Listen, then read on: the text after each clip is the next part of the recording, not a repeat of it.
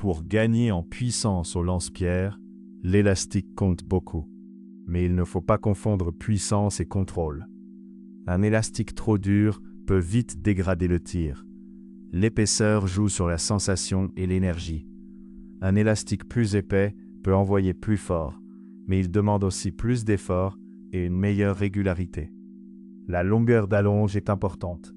2 tireurs avec le même élastique peuvent obtenir des sensations différentes selon leurs gestes, leur ancrage et leur amplitude de traction. Plus l'élastique est puissant, plus il demande une technique propre.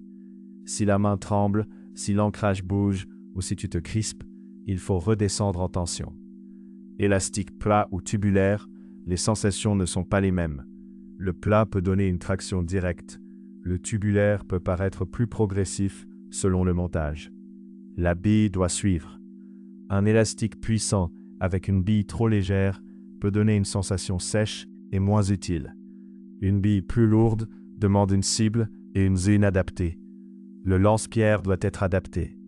Un cadre léger ou mal prévu pour une grosse tension n'est pas le bon choix.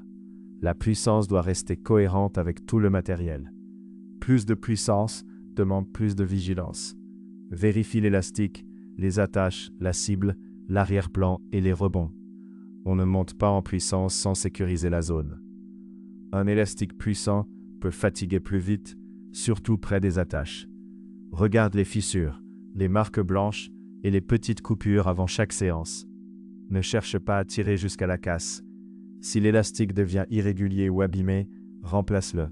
C'est plus sûr et beaucoup plus régulier. Monte en puissance par étapes. Commence avec un élastique que tu contrôles bien, puis augmente seulement si ton geste reste propre sur plusieurs séries. Un signe simple, si tu forces trop, ce n'est probablement pas le bon élastique pour toi. La puissance qui fait perdre toute précision n'est pas un vrai avantage. La bonne configuration est cohérente.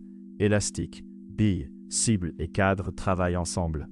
Si un élément est mal adapté, tout le setup devient moins fiable. Un élastique puissant convient mieux à quelqu'un qui a déjà un geste régulier. Pour un débutant, mieux vaut d'abord apprendre avec une tension plus douce. Notre conseil, cherche la puissance contrôlable, pas la puissance maximale. Le bon élastique est celui que tu peux tendre, ancrer et relâcher proprement.